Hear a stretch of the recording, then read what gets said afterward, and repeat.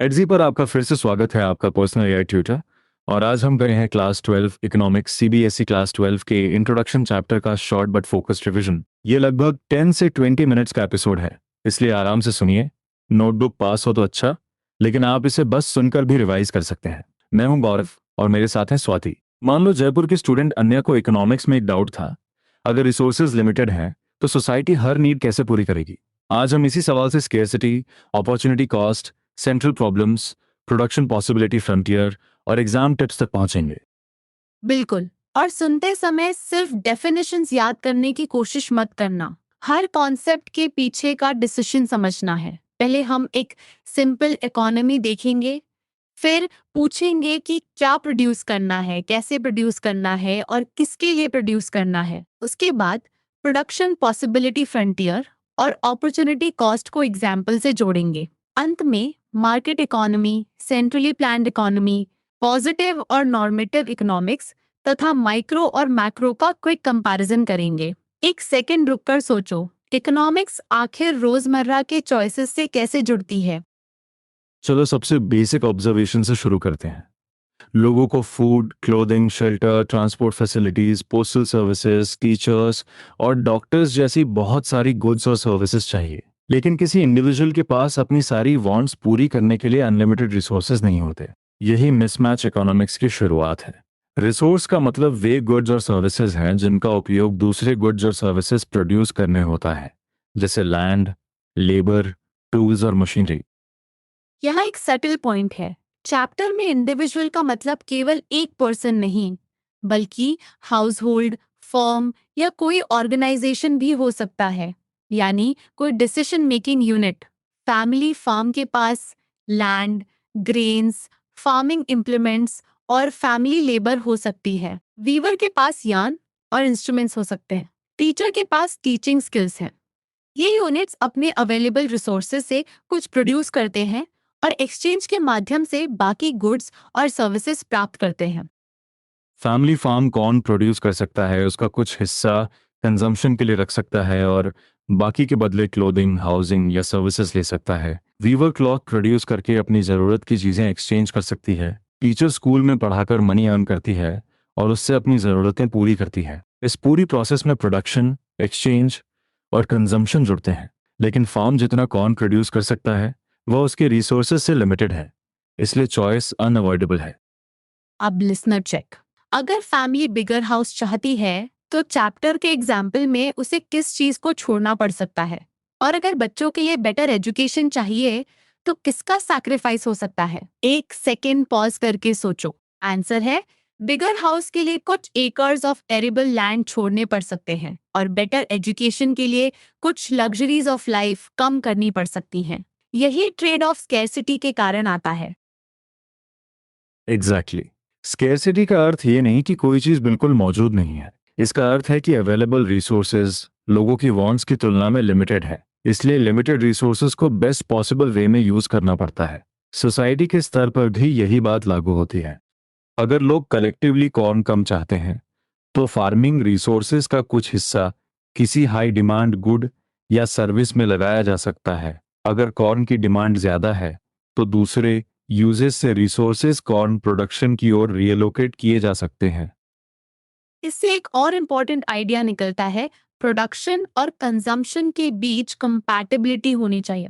Society जो goods और services collectively चाहती है, प्रोडक्शन का मिक्स उससे बहुत अलग हो तो रिसोर्सेज का एफिशिएंट यूज नहीं होगा और प्रोड्यूस की हुई चीजें इंडिविजुअल्स के बीच डिस्ट्रीब्यूट भी करनी होंगी। इसलिए बेसिक इकोनॉमिक प्रॉब्लम्स केवल प्रोडक्शन तक सीमित नहीं है। रिसोर्स एलोकेशन और फाइनल गुड्स तथा सर्विसेज का डिस्ट्रीब्यूशन भी सेंट्रल कंसर्न है। अब हम चैप्टर के 3 फेमस क्वेश्चंस पर आते हैं। पहला है, what is produced and in what quantities. Society को डिसाइड करना होता है कि food, clothing, housing, luxury goods, agricultural goods, industrial products और सर्विसेज में कितना प्रोड्यूस किया जाए। एजुकेशन और हेल्थ को कितना प्रायोरिटी मिले, मिलिट्री सर्विसेज को कितना रिसोर्स मिले, बेसिक एजुकेशन ज़्यादा हो या हायर एजुकेशन, कंजम्पशन गुड्स ज़्यादा हो या इन्वेस्टमेंट गुड्स जैसे मशीन्स जो फ्यूचर प्रोडक्शन बढ़ा सकती हैं। दूसरा सवाल है, how are these goods produced? यहाँ फोकस है रिसोर्सेज के कॉम्बिनेशन और टेक्नोलॉजी पर। क्या प्रोडक्शन में लेबर का उपयोग ज्यादा होगा या मशीन्स का? अवेलेबल टेक्नोलॉजीज में से कौन सी टेक्नोलॉजी अडॉप्ट की जाएगी? ध्यान रहे ये सवाल केवल प्रोडक्ट के बारे में नहीं है, ये प्रोडक्शन मेथड और रिसोर्स एलोकेशन के बारे में है।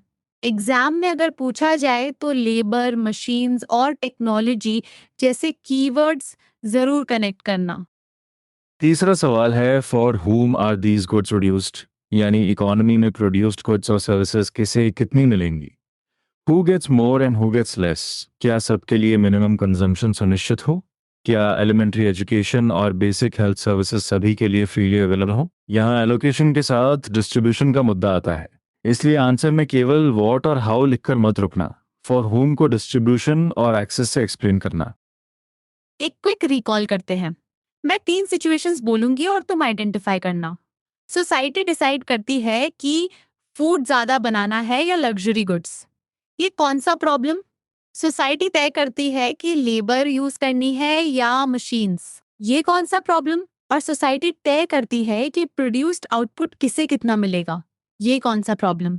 तुम्हारा आंसर क्या आ रहा है? क्रम है what to produce, how to produce और फॉर whom टू प्रोड्यूस। अच्छा, इन तीनों को एक कॉमन रूट जोड़ता है, स्केर्सिटी और कंपीटिंग यूजेस। रिसोर्सेज एक ही समय में अलग अलग पर्पसेस में लगाए जा सकते हैं, लेकिन हर पर्पस को पूरा करने के लिए पर्याप्त रिसोर्सेज नहीं है, इसलिए इकोनॉमी को चूज करना पड़ता है। एग्जाम पॉइंट ऑफ व्यू से स्ट्रॉन्ग आंसर फ्रेम यह है, scarcity of resources gives rise to the problem of choice, और चॉइस के कारण इकोनॉमी को आलोकेशन तथा डिस्ट्रीब्यूशन के डिसीजंस लेने पड़ते हैं। अब प्रोडक्शन पॉसिबिलिटी फ्रंटियर यानी पीपीएफ। गिवन रिसोर्सेज और गिवन टेक्नोलॉजी के साथ इकोनॉमी अलग अलग गुड्स और सर्विसेज के जो कॉम्बिनेशंस प्रोड्यूस कर सकती है, उनका कलेक्शन प्रोडक्शन पॉसिबिलिटी सेट कहलाता है। पीपीएफ उस सेट की बाउंड्री की तरह समझो। ये फुली यूटिलाइज रिसोर्सेज के साथ पॉसिबल कॉम्बिनेशंस दिखाती है। चैप्टर के एग्जाम्पल में इकोनॉमी कॉर्न और कॉटन प्रोड्यूस करती है। पॉसिबिलिटी ए पर कॉर्न 0 और कॉटन 10 है, जबकि ई पर कॉर्न 4 और कॉटन 0। बीच की पॉसिबिलिटीज भी याद रखो।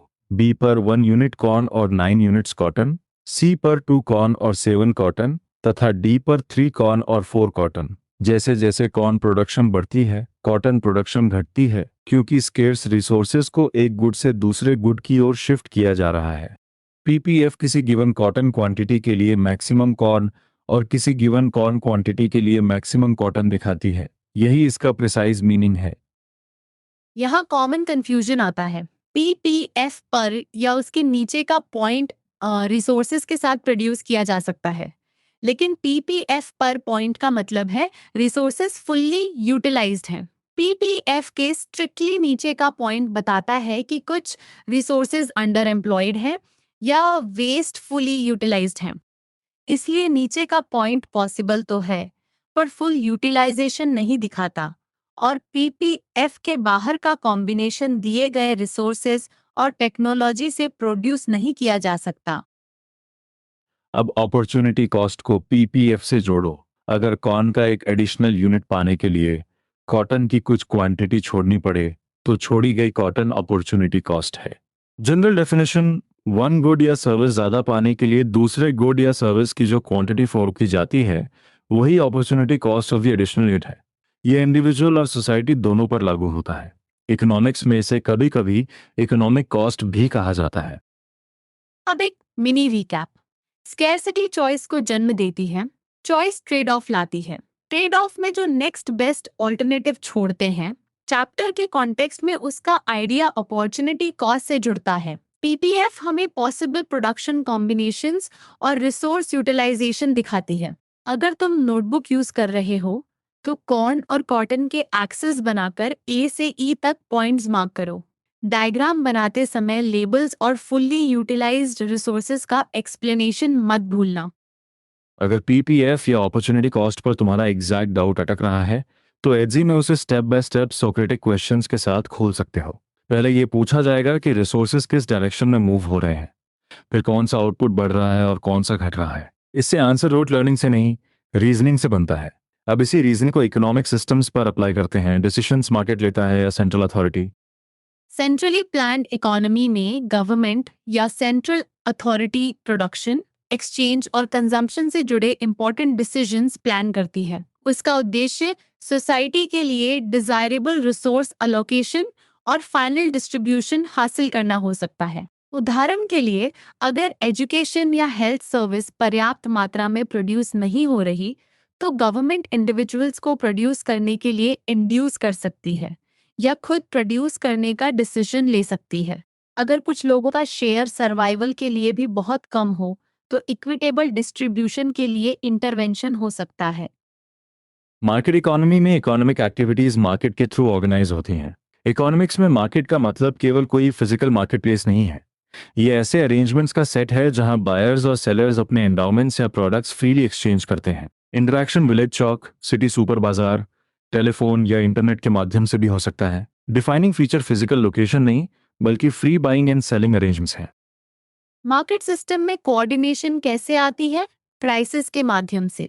प्राइस बायर्स और सेलर्स के बीच म्यूचुअली अग्रीड एक्सचेंज वैल्यू होती है और एवरेज तौर पर सोसाइटी की वैल्यूएशन का सिग्नल देती है। अगर बायर्स किसी गुड की ज्यादा डिमांड करें, तो उसका प्राइस राइज कर सकता है। ये प्रोड्यूसर्स को सिग्नल देता है कि सोसाइटी उस गुड की ज्यादा क्वांटिटी चाहती है। प्रोड्यूसर्स प्रोडक्शन बढ़ाने की ओर जा सकते हैं। इस तरह प्राइसेस इंफॉर्मेशन भेजते हैं और एक्टिविटीज कोऑर्डिनेट होती हैं। लेकिन सेंट्रली प्लान्ड और मार्केट इकोनॉमी को बिल्कुल आइसोलेटेड बॉक्सेस की तरह मत देखना। सोर्स के अनुसार रियलिटी में इकोनॉमीज मिक्स्ड इकोनॉमीज होती हैं। कुछ इंपॉर्टेंट डिसीजंस गवर्नमेंट लेती है और इकोनॉमिक एक्टिविटीज ब्रॉडली मार्केट के थ्रू कंडक्ट होती हैं। डिफरेंस गवर्नमेंट की रोल की एक्सटेंट में होता है। इंडिया में इंडिपेंडेंस के बाद गवर्नमेंट ने इकोनॉमिक प्लानिंग में मेजर रोल निभाया, हालांकि पिछले कुछ डिकेड्स में उसका रोल कंसिडरेबली रिड्यूस्ड हुआ है। अब पॉजिटिव और normative economics. Positive economic analysis पूछता है कि कोई इकोनॉमिक मैकेनिज्म एक्चुअली कैसे फंक्शन करता है और उसके लाइकली आउटकम्स क्या होंगे। नॉर्मेटिव इकोनॉमिक्स पूछता है कि वह मैकेनिज्म या आउटकम डिजायरेबल है या नहीं। आसान डिस्टिंक्शन, पॉजिटिव में हाउ इट वर्क्स, नॉर्मेटिव में वेदर इट इज डिजायरेबल। लेकिन दोनों के बीच बाउंड्री पूरी तरह शार्प नहीं है। चैप्टर साफ करता है कि दोनों क्लोजली रिलेटेड हैं और एक की प्रॉपर अंडरस्टैंडिंग दूसरे से पूरी तरह अलग करके नहीं हो सकती। एक एग्जाम स्टाइल चेक। अगर क्वेश्चन है मार्केट मैकेनिज्म में प्राइसेस कोऑर्डिनेशन कैसे लाते हैं, तो यह पॉजिटिव एनालिसिस वाला सवाल है, क्योंकि हम मैकेनिज्म के फंक्शनिंग को एक्सप्लेन कर रहे हैं। अगर क्वेश्चन है यह मैकेनिज्म सोसाइटी के लिए डिजायरेबल है या नहीं, तो यह नॉर्मेटिव एंगल है। आंसर में केवल वन लाइन डिफरेंस मत लिखना। एक छोटा एक्सप्लेनेशन और चैप्टर का सेंट्रल इकोनॉमिक डिसीजन जोड़ोगे तो रिस्पॉन्स ज्यादा प्रिसाइज बनेगा। अब इकोनॉमिक्स की दो broad branches, micro economics individual economic agents और अलग अलग गुड्स तथा सर्विसेज के मार्केट्स में उनके बिहेवियर को स्टडी करती है।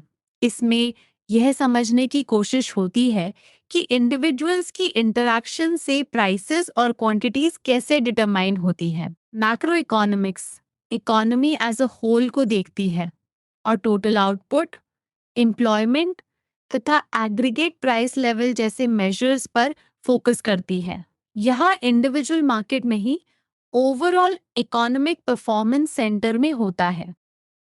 माइक्रो और मैक्रो को याद रखने का एक क्लीन फ्रेम है। Micro means individual units and specific markets. Macro means aggregate measures and economy as a whole. Micro single commodity की प्राइस और क्वांटिटी डिटर्मिनेशन जैसे क्वेश्चंस आ सकते हैं। मैक्रो में टोटल आउटपुट कितना है, समय के साथ कैसे ग्रो करता है, लेबर फुली एम्प्लॉयड है या नहीं, अनएम्प्लॉयमेंट क्यों है और प्राइसेस क्यों राइज करते हैं जैसे क्वेश्चंस आते हैं। ये डिस्टिंक्शन आंसर में क्लियर लिखना। चैप्टर के अंत में बुक का प्लान भी दिया गया है और यह ओरिएंटेशन के लिए यूजफुल है।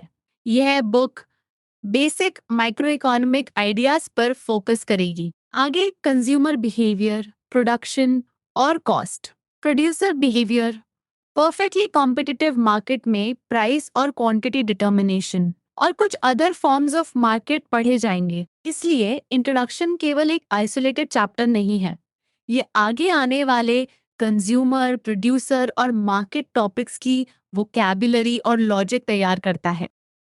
अब फाइनल रिकैप शुरू करते हैं। पहला, इकोनॉमिक्स की फाउंडेशन स्कैर्सिटी है, वांट्स बहुत हैं, रिसोर्सेज लिमिटेड हैं। दूसरा, इंडिविजुअल्स और सोसाइटी रिसोर्सेज एलोकेट करके गुड्स और सर्विसेज प्रोड्यूस करते हैं, एक्सचेंज करते हैं और कंज्यूम करते हैं।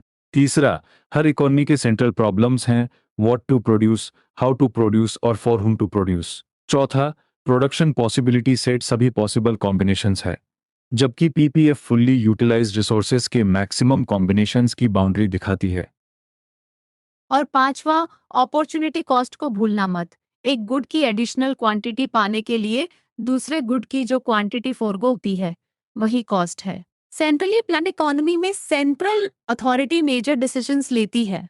मार्केट इकोनॉमी में फ्री एक्सचेंज और प्राइस सिग्नल्स कोऑर्डिनेशन लाते हैं और रियलिटी में इकोनॉमीज मिक्स्ड होती हैं। पॉजिटिव एनालिसिस फंक्शनिंग देखती है, normative desirability micro individual markets देखती है, मैक्रो एग्रीगेट इकोनॉमी।